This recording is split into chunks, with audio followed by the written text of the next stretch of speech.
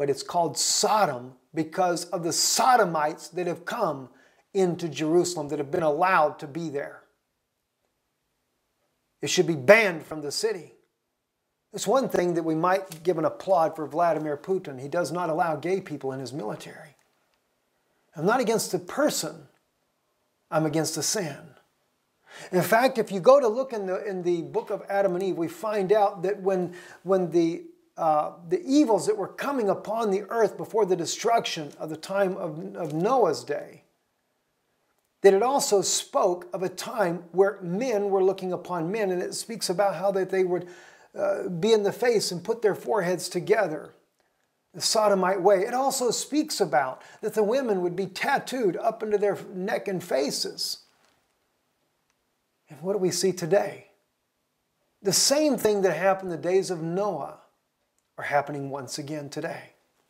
Very interesting to say the least. But Egypt, the reason it's called Egypt is because the Pharaoh of Egypt, or the Pope of Rome, who is no more than an Egyptian prince because he is the descendant of Hadad, Hadad being a descendant of the royal line of Esau. He is a descendant of that royal line of Esau. And he was raised in the house of Pharaoh, just like Moses was, as a prince of Egypt. He goes forth, becomes a king of Syria, and then later migrates into northern Africa, according to the Jewish writings that they have on that. And of course, Obadiah the prophet declares that Edom, Esau's descendants, are in Rome. And they were the ones that took part in the destruction of the temple, clearly identified in the book of Obadiah, which was Titus the Roman general. So anyway, we come here and we see, though, that this darkness was put between the children of Israel when they came down to the Red Sea and the horsemen, the pharaohs of Egypt. And the same thing when the early Christians that wanted freedom of religion, that wanted to get out from under the Vatican's control, came to America. When they came here for freedom of religion, God separated between the two countries darkness. Because on one side of the earth is daylight and the other side is darkness. Because of the time zone. I just thought that was kind of interesting. Don't want to make a doctrine out of that, but it's very interesting. Anyway, we go on down here. I'd like to just show you something quickly, though, before we move out of the book of Joshua, something that you may not have noticed before. Normally, when we think about the Battle of Jericho, we think that Joshua goes down there. They're just scared people, and Joshua goes down there and destroys all of them. And it kind of makes God look like just a bloodthirsty person to go out and kill a bunch of people. But we find here in this particular passage, in verse 11 of chapter 24, says, "You crossed the Jordan and came to Jericho, and the citizens of Jericho fought against you, and the Amorite, and the Perizzite, and the Canaanite, and the Hittite, and the Girgashite, and the Hivite, and the Jebusite. Thus I gave them unto your hand." It's just kind of interesting that God actually shows they started the fight. God delivered them to the children of Israel. We don't see that in the beginning of Joshua, but we find it out here, that one little insight there. I thought that was just kind of interesting. All right, from here, I want to take you to the book of Revelation, though, and we're going to quickly take a look at the horse rider there in the book of Revelation. I've had many people in the past ask me would I speak on the book of Revelation. I have briefly in some places, 2 witnesses, things of that nature there. But I haven't gotten into it a whole lot, and I think maybe we probably will more as time goes on. In chapter 6 of Revelation, it's the seals that we're wanting to look at here. It says, "And I saw when the Lamb opened one of the seals," that's chapter 6, verse 1, "and I heard as it were the noise of a thunder, one of the 4 beasts saying, Come and see. And I saw and behold a white horse. And he that sat on him had a bow, and a crown was given unto him, and he went forth conquering and to conquer." Now, I know in early Christianity, some of the people actually believed that this was Yeshua, but it's not. It's clearly the Antichrist, who is riding on a white horse, who is the Antichristo, the substitute for Yeshua, the one that is claiming to be the Christ when he's really not. He's going forth conquering and to conquer. And what does the Antichrist use? He uses the world militaries that are under his dictator command. That's the NATO forces of today. These are the Roman soldiers. As I mentioned to you in one of the other books that we had read, that I forget which one it was, though, that it speaks about that this king of the south would rise up and that he would be in power, but he would bankrupt the world economy because of the wages of his Roman soldiers. Now see, that is just a very interesting thing to see about, because why? It shows the king of the south. I happen to believe that very well may be Pope Francis, because he comes from Argentina. And he rises up, and of course his Roman soldiers are the United States and NATO and their allies there. And of course this is what is bringing the world economy to ruins, is all the wages that have to be paid. Of course the Pope of Rome doesn't finance these wars. He makes those nations finance them for him. Anyway, in the second seal, it says, when he had opened the second seal, I heard the second beast say, come and see. And there went out another horse that was red, and power was given to him that sat thereon to take peace from the earth, and they should kill one another. And there was given unto him a great sword. You know, one of the things that came to my heart when I looked at this was that taking peace from the earth, that they kill one another. Now again, the writer is the Vatican. It's the Pope of Rome. It's really the Satan is who it is on there. But it's Satan pushing the buttons of that Pope to get these things going on. Now, in this case, though, this blood comes up. They fight against one another. Now, is that wars on the earth, or could that be civil war? And notice on the earth today, the civil wars. In Syria, they fight against each other. In Iraq, they fight against each other. In the United States, they're bringing on a civil unrest, the black people against the white people. And I know firsthand account from people from the Obama administration, it's what they desire to do so that they have a reason to declare martial law. And when they declare martial law, they can disarm the nation. That was really the pretext behind it, because the United Nations sent a letter to Barack Obama wanting to know what was his way that he was going to disarm the nation, because to come under the UN agreement there, it must be done this way. It's what the Pope of Rome wants. He wants a defenseless nation. He wants to take away the rights of the American people. And they've looked for all kinds of ways to incite violence. They use the police to attack the black people and to appalling things. And by the way, my black brothers and sisters, I might say to you, I've seen it before from my own eyes. They'll do the same thing to a white person. In fact, I saw recently a chart that was laid out showing the crimes that are committed against the different races in the United States by the police. It was a chart about that. And surprisingly, the white people were the highest group in there, 37%. The black people were a smaller number, but that would stand to reason as well, because it's a much larger population amongst the white people in America. And then of course they had the Hispanic, which was a very small number that was abused and beaten by police. But nonetheless, the atrocities that are happening to the black people in America at the hands of the police, it's clearly a police state, without a doubt.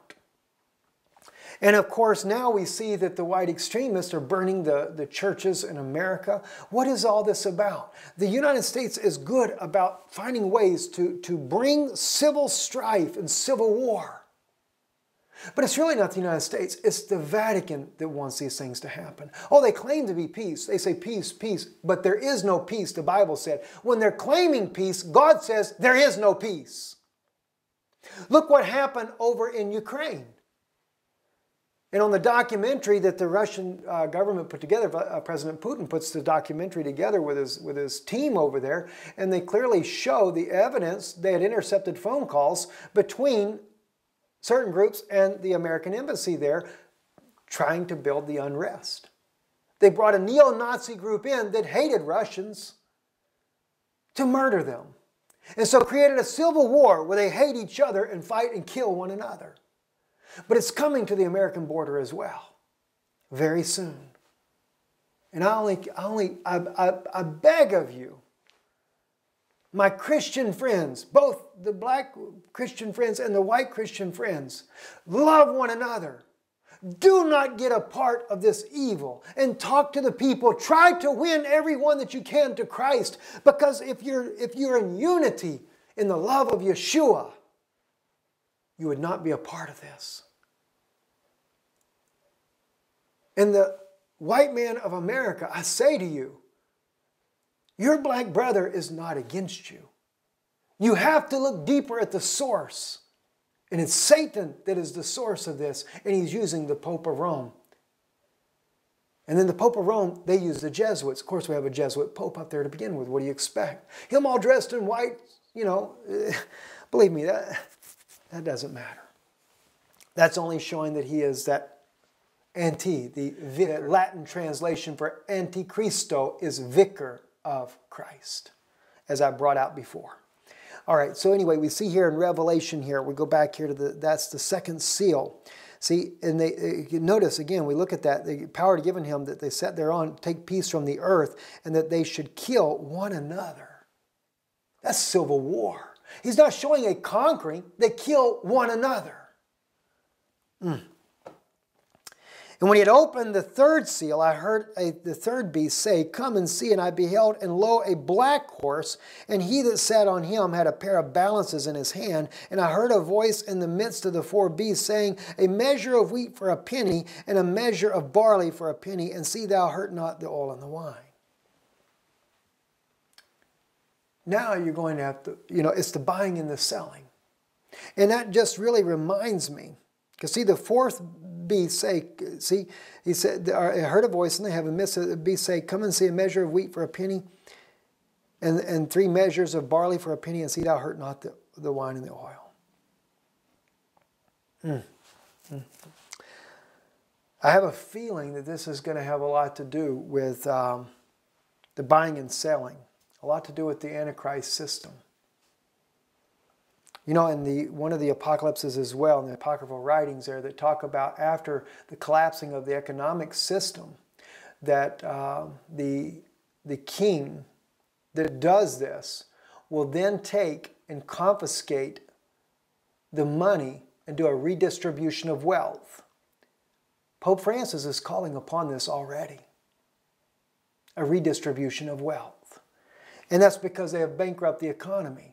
It also says that there would be an abundance of food, but no one would be able to buy it because the currency will be valueless. And we're kind of seeing this right here. It's being allotted out in measurements. At any rate, let's move on here. The fourth seal, when he had opened the fourth seal, I heard the voice of the fourth beast say, Come and see. And behold, I looked, and behold, a pale horse, and his name that sat on him was Death, and hell followed him. And power was given unto him over the fourth part of the earth to kill with sword, and with hunger, and with death, and with the beast of the earth. That's interesting there. See, that's what I was talking about. When you look at that second horse, the power is given that there's war between each other. Civil war. But when you get down here to the fourth seal and the pale horse, now he's given power. See, he's given power of the fourth part of the earth to kill with the sword. Now he does it by his military power. See? And with hunger and with death. Interesting, isn't it? And notice, and with the beast of the earth. I could tell you some things right there. There is a gosh, I wish I could remember where this is at. There is a passage that speaks about, let me just see if I wrote it here in my notes anywhere there. Oh yes, here it is. This is actually in the Apocalypse of Abraham. There's a lot of books like this, and in the Dead Sea Scrolls, many of these books are actually in the Dead Sea Scrolls. I don't remember if the Apocalypse of Abraham is mentioned on that. I'd have to go back and look that up to verify that. But in chapter 30 of verse 12 in the Apocalypse of Abraham, he actually states in there, the wild beast will be their grave. This is when he's talking about the things that will happen in the last days on the earth. And that was the one that I noted because I remembered that in the book of Revelation that it spoke about, there again in the fourth seal, that you know that there's this that hell follows with him, and power was given unto them over the fourth part of the earth. This is where I believe that this CERN may end up opening up the portals of hell. We already know the devils are on the earth as it is, but there's also demons that have been bound at the river Euphrates. And I believe that this portal that may, you know, it could be that CERN is what opens up that portal to bring these demons in, and they may just go on people like when Yeshua, when the man that was vexed with all these devils, he said he wanted to be set free, and Yeshua, he got ready to cast the demons out. The demons said, "Suffer us to go into the swine." Well, he let them go into the swine. Well, the swine were smart enough to go kill themselves, you know, after they got possessed of all these demons. And but anyway, the same thing here. We see that the power is given them over the fourth part of the earth to kill with a sword and with hunger and with death and with the beast of the earth. See, the animals of the earth. Do you know that this is what happened in the time? This was part of the plagues during the time of Moses. When Aaron and Moses came down, one of the places speak of there in the plagues that the beast of the earth came in. The wild beast, it's totally separate. It's not the locust, it's not the hail or any of that, but it's actually the beast. And if you look in the book of Jasher, it goes a little bit more in detail about that, because it is written in the book of Exodus when this happens. It speaks about the wild animals that came into Egypt. But do you think the wild animals that came into Egypt were just there for, you know, hey, how you doing, and pet me and stuff? They came in there ravaging the people. Because everything that came in was ravaging the land. When the locusts came in, they ate all the green vegetation. When the animals came in, they were doing to the people there in Egypt, as it will happen in the last days, as Abraham writes here, that they will make that the beast will be their grave. Why do you think God allows that in the first place? Why do you think these things are coming on this earth? It has a lot to do with the evils that have been done to all the nature, all the animals that are on the earth. You know, let me share something with you. And I know there's a lot of people that don't like to hear these things, but you need to be aware of some of these things. You know, I realize we have a lot of scriptural places that speak of sacrifices, things of that nature. And I am working on a message for you guys, specifically on God's divine plan of sacrifice, because God had a divine will for the way sacrifices were to be offered. And as we would see, let me share with you one though here, Jeremiah. Let's take a look at this here. I'll use the computer, it's a little faster. Let me take you to Jeremiah chapter 7, because this is something you need to think about. But there's something I want to show you in the book of Genesis here in just a moment. But let me first, I'll real quick take you to Jeremiah. And understand, we're going to go into this later. I really want to take you in depth in this. But Jeremiah chapter 7, let's go to around verse, I think it's, oh, excuse me there, back up. I think around verse 21. And you have to ask yourself, when I read this to you, is this a contradiction in the Word of God or something else going on that we're not aware of? Let's start with verse 22. That's okay. For I spake not unto your fathers, nor commanded them in the day that I brought them out of the land of Egypt concerning burnt offerings or sacrifices. And if you think about that, when Moses first came and gave the 10 Commandments, there was no mention of sacrifices. And this is what Jeremiah is bringing out right here. He says, but this thing commanded I them, saying, obey my voice, and I will be your God, and you shall be my people. And walk you in all the ways that I have commanded you, that it may be well unto you. But they hearkened not, nor inclined their ear, but walked in the counsels and in the imagination of their evil heart, and went backward and not forward. Since the day that your fathers came forth out of the land of Egypt unto this day, I have even sent unto you all my servants the prophets daily, rising up early and sending them. Yet they hearkened not unto me, nor inclined their ear, but hardened their neck. They did worse than their fathers. Therefore thou shalt speak all these words unto them, but they will not hearken to thee. Thou shalt also call unto them, but they will not answer thee. You see, God did not, according to Jeremiah, He said, I spake not unto your fathers, nor commanded them in the day that I brought them out of the land of Egypt concerning burnt offerings or sacrifices. Now we know that the sacrificial service, according to the Levitical law, the book of Numbers, this all comes into being. But it's interesting, Moses never starts that off. Now, here's one of the reasons why I believe this is, and we have to go to the book of Genesis to see this. So let me take you to the book of Genesis, chapter 9, I believe it is. And I want to share with you, and this may be something that you've not looked at before. And it's also where rabbis, and any of you rabbinical brethren that are listening to this video, I charge you in the name of Yeshua HaMashiach, the God of Israel, I charge you to listen to this because you have misinterpreted the Word of God to the people. And this is one of the reasons why these things come down to being.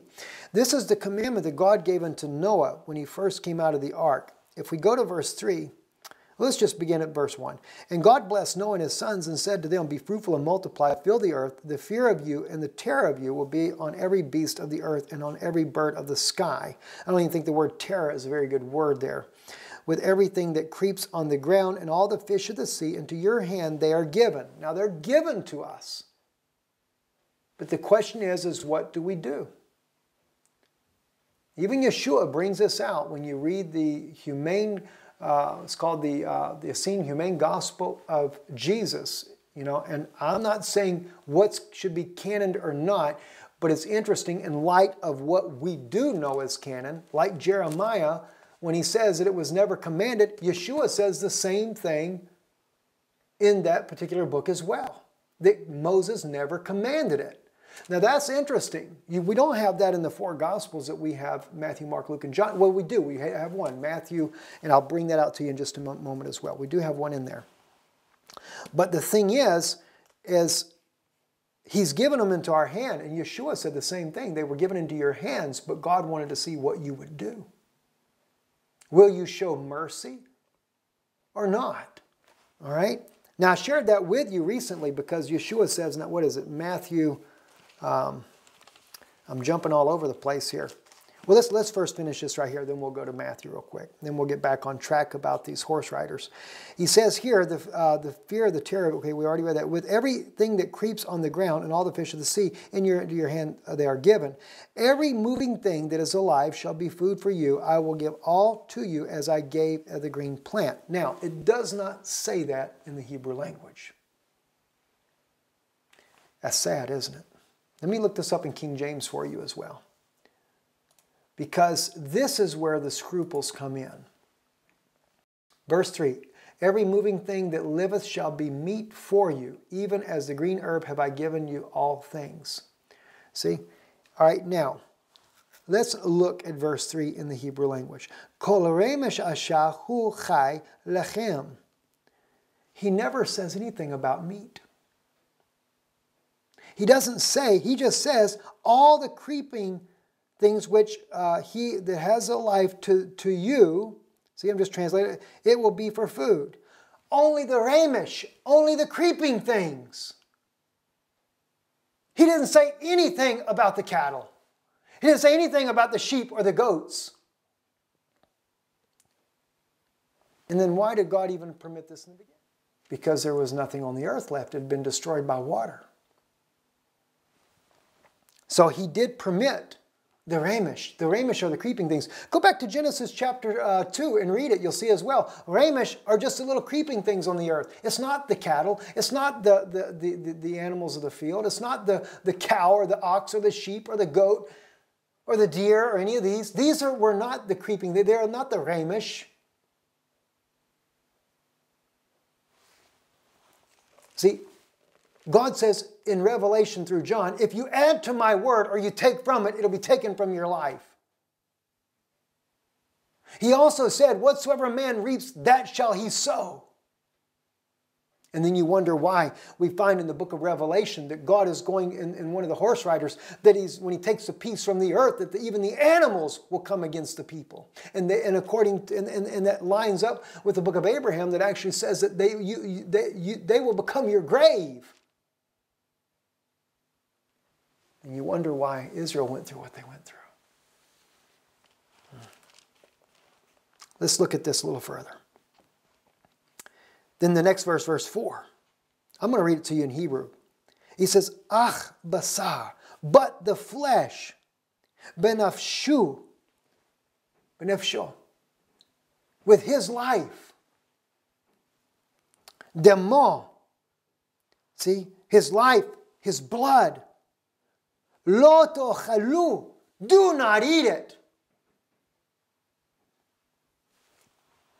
So God He permitted them of the creeping things, but of the animals, He said, no, don't do it. But He delivered all of it to their hands. It's up to them what they want to do. Even like in the case of Moses, when they first come out on the wilderness journey, God commands them and He says to them, what does God say there? He says to the children of Israel, in the promise that He made, I have given you a land flowing with milk and honey. And when He takes them on the wilderness journey, they're eating the bread, the manna that come down from God out of heaven. But then the children of Israel got angry. They said, all we get is this manna, manna, manna, manna, manna, manna. And they said, we remember the fish, we remember the melons and all this. Well, sure. God never condemned them for the melons. What did He condemn them for? For their blood, for the blood, the lust they had for blood. When God had given a covenant, all the way back here in Genesis, that anything that has the animals, and He specifically says the animals that have His soul and His blood, you're not to eat it. Now, we find that God says then to Moses, I will send quail in. He allows that. But it's not His perfect will. Now, before we leave here in Genesis in chapter 9, I want to share with you a little bit more though here because it's very interesting. And this is something that a lot of people never even notice. Let's see, I believe this, let's start with verse 8 now. We're dropping down just a little bit. Oh, but yeah, and then of course he's talking about, if you take the life of a man, he'll require his life, etc. And then we get down to verse 8. It says, Then God spoke to Noah and to his sons with him, saying, Now behold, I myself do establish my covenant with you and with your descendants after you, and with every living creature that is with you. The birds, the cattle, and every beast of the earth with you, of all that comes out of the ark, even every beast of the earth. I establish my covenant with you, and all flesh shall never again be cut off by the water of the flood. Do you realize when that rainbow covenant that appears in the sky, that covenant is not just to us as the humans. It was to the animals as well. Right here, God says it in Genesis. He made it to Noah, his sons. And He says, and with every living creature that is with you, the birds, the cattle, and every beast of the earth with you, comes out of the ark, even of every beast of the earth. Now He doesn't mention the Ramish when He says this. The creeping things. Isn't that interesting? The Ramish is not mentioned here, but all the other animals are. And they're given the same covenant of life. So it's through time and through sin that these other things come into being. And it's interesting because when we begin to look at books that they never allowed into the canon of the Bible, they line up with a lot of the things that the prophet said that were against these things. And we'll go into this later. I'll go into it later with you because I want to go into it very deeply with you. And now before we leave this, let me take you, as I said, I promise you I'll take you over to the book of Matthew. I want to share this with you. And keep in mind, my friends, I realize many of you, that would say, well, God permitted it. God says we can have this and God says we can have that, I'm not here to argue anything on a permissive will. A permissive will of God is not His perfect will. And I'm not going to say how you eat or how you don't eat. I'm just telling you the perfect way, the way it was, like in the Garden of Eden. God gave them of all the trees of the fruit to eat. It's the way it was. The cattle were eating the grass of the fields. It's the way it was, the way God set it up. God blessed them, Adam and Eve, as well as the cattle of the field. And the animals, He blessed them, said, be fruitful and multiply. How could God curse something that He's blessed? We have to think about these things. Now, Yeshua, though, in our own canon, in the book of Matthew, really brings out a remarkable thought on this. And let's take this. We'll go to Matthew. I've got it written down here somewhere. Let me just quickly find it. I think it's Matthew 12, but let me just I got ahead of myself. Sorry about that. Start with verse 4. How he entered into the house of God and did eat the shewbread, which is lawful unto him to eat, neither for them which are with him, but only for the priest. Or have you not read in the law how that on the Sabbath days the priest in the temple profane the Sabbath and are blameless? But I say unto you that is in the place is one greater than the temple. But if you had known what this meaneth, I will have mercy and not sacrifice, you would have not condemned the guiltless. Okay? A lot of commentators believed that this was dealing with Yeshua Himself. But when you read this from the Hebraic version of the book of Matthew, which, by the way, is older than the Matthew that we have here, we have no original. There is no original. I think the book of Matthew here, the oldest thing that you can find back is when they canonized the Bible itself. We have no parchments for the book of Matthew. We have no parchments for Matthew, Mark, Luke, or John, for that matter. The only ones that you can find fragments of parchments from that are in the Hebraic language happen to be the ones that are not canonized. But I still believe that there's a lot of accuracy in these nonetheless. I just say that we don't have it. But the book of Matthew, though, there is a Hebraic version, though, that is old. And in it, when it brings this particular verse out, when it gets there, it says, but if you had known what this meaneth, I will have mercy and not sacrifice, you would have not condemned the guiltless. It actually says in that one there, in the Hebrew language, you would not have bound the innocent. Now, the binding there in the Hebrew is in the masculine plural as well as the innocent.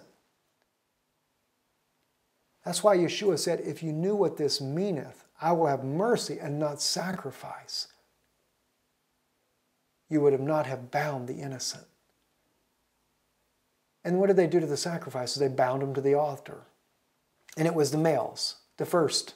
And there were females in some cases, but it was the males. So I thought that was interesting to share with you. Now, let's get back, because we were talking about the horses and their riders here. And we went to Revelation. Now, I want to go into Jeremiah 51. And the reason we're going to Jeremiah is because I saw something very interesting in Jeremiah as well. And many people believe that this is referring to the United States. And I agree with that as far as Babylon being the United States in the regards that Babylon, Rome is actually Babylon. That is the mystery Babylon. But the Babylon, because you notice here in Jeremiah, when he speaks of Babylon here, he's not speaking of mystery Babylon. Revelation speaks of mystery Babylon. That's Rome. That's the head. That's the one that is over all of this. See? But the United States comes into that because the United States is the military power. Now there's a little key verse that's going to prove to you who they really are. Let's look at this. Let's start with verse 3 in Jeremiah 51. Let not him who bends his bow and bend it not, nor let him rise up in his scale armor. So do not spare her young men. Devote all her army to destruction. They will fall down slain in the land of the Chaldeans and pierce through in their streets. For neither Israel nor Judah has been forsaken. I like that. That's God letting you know. Though the whole world has come against Israel, He's not forsaken them. By his God, the Lord of hosts, although their land is full of guilt before the Holy One of Israel. That's another interesting point right there that Jeremiah brings out. Let's back up and read it again. For neither Israel nor Judah has been forsaken by his God, the Lord of hosts, although their land is full of guilt before the Holy One of Israel. So my Jewish brethren, there is a lot of guilt in our land, and the reason being is because we have allowed Rome to come into there. We've allowed the Vatican to have their place in Israel. And God is not pleased with this. There is a lot of guilt. There is a lot of guilt on the side that Shimon Peres has allowed this to happen. He brought Jezebel back into Israel, just like Ahab did. And instead of standing for the Word of God, we continue to allow the altars of Baal to be built in Israel. And now, the Temple Institute, ready to build a third temple, instead of it being a house of prayer, they're also raising the red heifer to once again offer sacrifices unto God. And the problem is, God is not wanting the sacrifice, according to Isaiah 66. God says in Isaiah 66, if you were to kill an ox as if you killed a man. Has a lot to do with the Ten Commandments when God said, thou shalt not kill. That word there in the Hebrew language is also synonymous with the word butcher.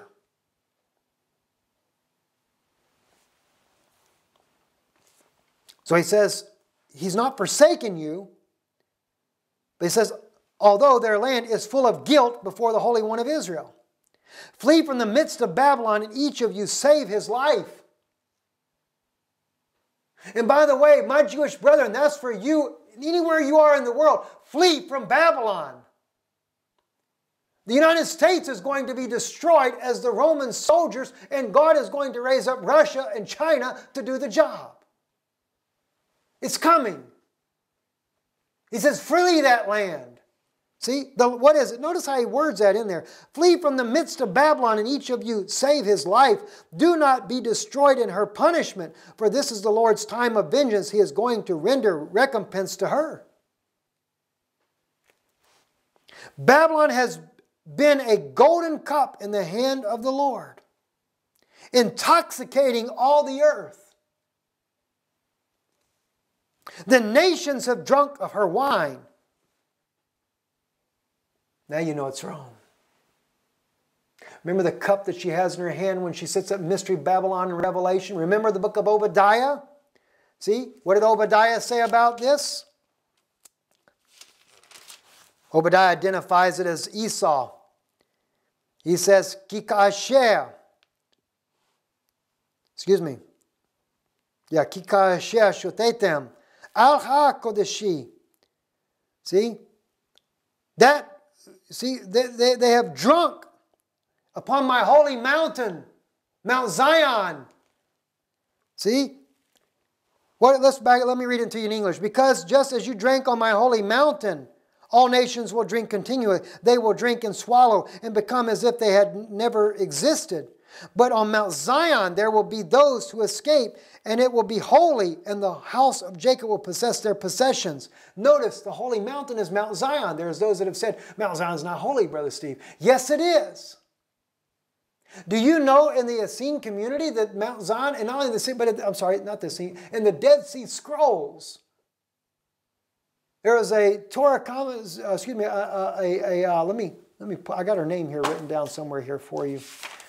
She's a scholar that gave a lecture about who gave the lecture on the Dead Sea Scrolls recently, and very interesting lecture. Thought I had her name written down here somewhere, but I know I do, but I forget where it's at exactly. I will post that on Israeli News Live. I'll post that in there for you so you can see that, or I'll try to remember to put it in the comments. But anyway, she gave a lecture on the Dead Sea Scrolls. And one of the things that she noted in the Dead Sea Scrolls was that it was very common amongst all the writings that they found that were not what we would know as canons of the Bible today, but Mount Zion was considered the holy mountain of God.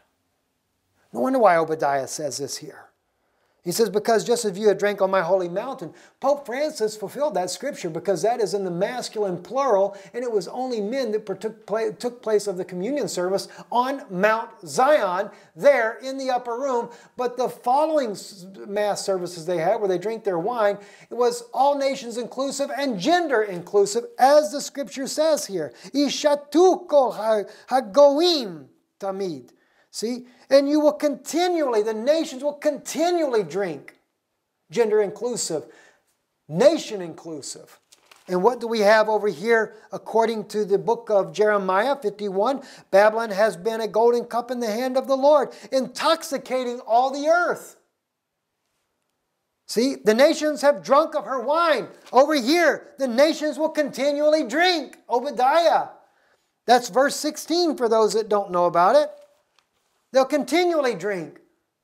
The Pope of Rome fulfilled the first sentence in the verse. When it was only men that participated in the communion of the upper room, then they went and threw the Jews out of King David's tomb. Why? Because Prime Minister Netanyahu had permitted a seat for the Pope of Rome.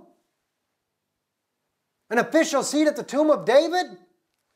You've made him your Jewish king, the Pope of Rome, the Vicar of Christ, the Antichristo. My gosh. Therefore the nations are going mad, it says. Suddenly Babylon has fallen and been broken. Notice that. Therefore the nations are going mad. It's not just the United States, it's the nations. See, Babylon is greater than just the U.S. The U.S. is part of this. But the nations are going mad. Why? Because they drink with her. Suddenly Babylon has fallen and been broken. Wail over her. Bring balm for her pain. Perhaps she may be healed. See, we applied healing to Babylon, but she was not healed. Forsake her and let us each go to his own country, for her judgment has reached to heaven and towers up to the very skies. The Lord brought us about our vindication. Come and let us recount in Zion the work of the Lord our God. My Jewish brethren, Jeremiah 51 is a command for you to come home. Go to Mount Zion and count the blessings that God has done for us. Makes me wonder why God showed me in this dream sometime back, about a year ago. He shows me the dream, the man drinking on the mountain of God. He says, there's a man drinking on my holy mountain. You're to remove him. I'm not anybody. I don't know what, this is nuts. Lord, forgive me. I don't want to say nuts. God showed me something I just don't understand. And I was on Mount Zion. Right there, just like God showed it. Let's drop down to verse 11. Sharpen the arrows, fill the quivers. The Lord has aroused the spirit of the kings of the Medes, because his purpose against Babylon to destroy it. For it is the vengeance of the Lord, vengeance for his temple. That is proof who Babylon is. For the vengeance of his temple.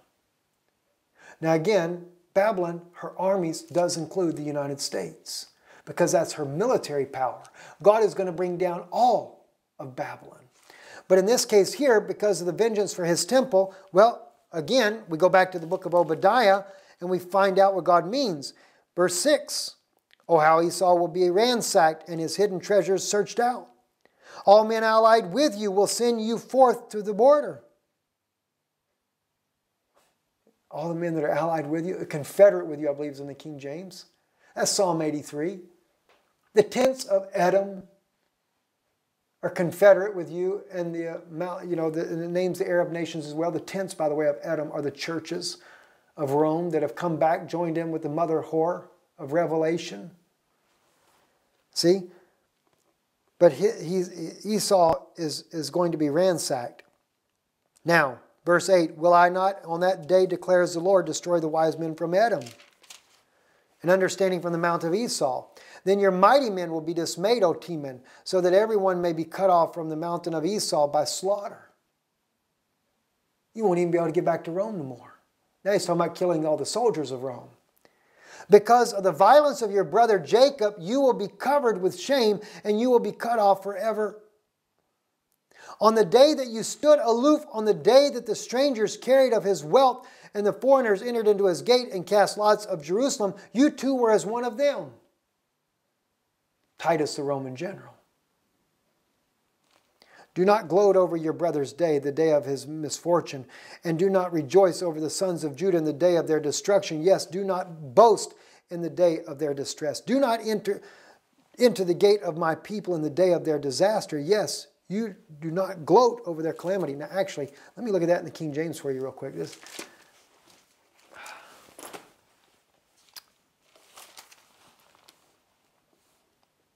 For thy violence, verse 10, for thy violence against thy brother Jacob, shame shall cover thee, and thou shalt be cut off forever.